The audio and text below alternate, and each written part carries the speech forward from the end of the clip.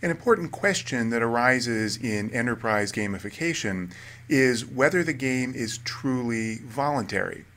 And one way to describe that is the word Playbor, which is the combination of play and labor. If it's both play and work at the same time, what is it? Is it a game? Well, under the definition of games that I gave you, it's not. A game has to be voluntary. That's at the essence of what makes something game-like, the fact that you choose to play and you choose to take the rules of the game seriously. If someone says, go play this game right now, then you don't necessarily have a choice. If you're forced to do it, you may be going through the same motions. If, let's say, you're an actor hired to play a game of soccer in a movie, you're not playing soccer when you're acting out your role, you're acting out your role. So what about someone who is forced to play a game at work, or more commonly is forced to engage in some gamified activity at work? What if they don't have agency and choice over the matter, but their employer puts into place a gamified system to incentivize them to work harder and be more productive? What about, for example, these checkout cashiers at Target who have the screen here that you see in front of you when they are checking people out at the store? The screen has a system that gives you either green, red, or yellow based on how fast you check someone out. So this person that just got checked out, they got a G. They did well, they did that fast enough. You see your last 10 scores, you see your total scores. This person has 88% G, and other information. Now, you can look at that and say, great, that's incentivizing those Target checkout clerks to do a better job. It's making it a little bit more fun for them. It's giving them some extra added incentive to do a better performance on their task. Or you could look at it and say, wait a minute. First of all, this is not about the cashiers at all. It's about the company monitoring them down to the level of every individual checkout. So it's this kind of private big brother looking over your shoulder constantly every second as you're at work. And secondly, it's not at all about fun or about voluntariness or about meaning or anything for the employee. It's purely about external, extrinsic controls. It's purely about, we will reward you if you do well, or maybe even more so, we will punish you if you don't do as well. And where's the play, where's the game aspects in that? So there's a real question here at the conceptual level about whether these are gamification, but more importantly at the practical level, are these a good idea? And are these mandatory systems truly fair and appropriate and ethical for the workers? Here's another example to take a look at. This is an article from the Los Angeles Times. If you want to read the actual article, you can get it here.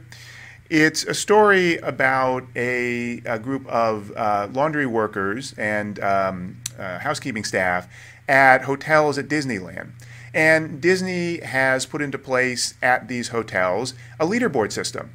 So as they are doing the laundry in the basement of the hotel, they see how quickly every member of the housekeeping staff is cleaning rooms and performing their other assigned duties. And there's a leaderboard and a ranking that shows them in that way. And the employees have a name for this system. They don't call it a game. They don't call it a leaderboard. They call it the electronic whip. Whoopsh. It's something that they perceive as standing over them, threatening them with punishment, and goading them on to work harder. Here's a couple of quotes from the story to get you thinking about whether this is the kind of practice that should be encouraged, or potentially if it's the kind of practice that necessarily will follow as gamification takes hold in the enterprise. Here's a quote from one of the workers saying, "I was nervous and felt I was being controlled even more." So this ties in very directly to what I talked about with regard to self-determination theory. Part of what makes something intrinsically motivating is when the person feels autonomy. They feel like they are in control of the situation.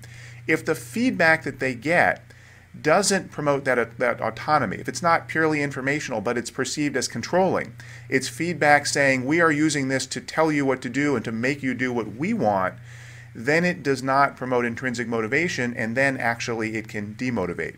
It can lead to worse performance. Here's a couple more quotes. What were the effects of this electronic whip system, according to the workers? Well, it led to a sort of competition. Great, competition. The workers see the leaderboard, and without being told anything more, they figure out that this is a game, and they try to play the game and try to score high. And some of the workers tried to race to the head of the pack. So you might think, okay, great, this is working the way it should. But here's the kicker. That led to dissension and made other employees worry that a reasonable pace wouldn't be enough to keep the boss happy. Is that really what we want? Is that really even in the interest of the company in terms of promoting a successful and effective workforce? And final quote here, according to some of the workers, employees have been known to skip bathroom breaks out of fear that their production will fall and managers will demand an explanation. All of this just from a leaderboard.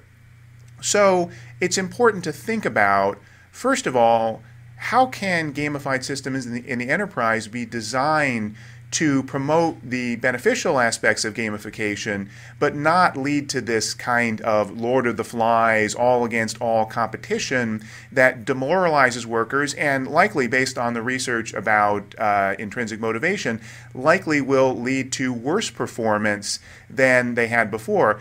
How do companies avoid that and still get the benefits that we've talked about from gamification in the enterprise? One aspect is the extent to which the system is voluntary and is perceived as voluntary by the workers and is perceived as transparent. What is this doing? Is this actually tracking me for something that will be used in assessing my job performance, or is this just informational to help encourage me to do a better job? And what are the elements of the gamified system that are being employed? As we've talked about, a pure leaderboard, a pure ranking and scoring system is probably the worst way to promote the beneficial, cooperative, engaging aspects of gamification, and instead promote the more vicious and harmful kinds of gamification among workers. Beyond that, I leave it to you to think about this question, but it's an important one for any company to take into account when going down the path of putting game-like systems into their workplace.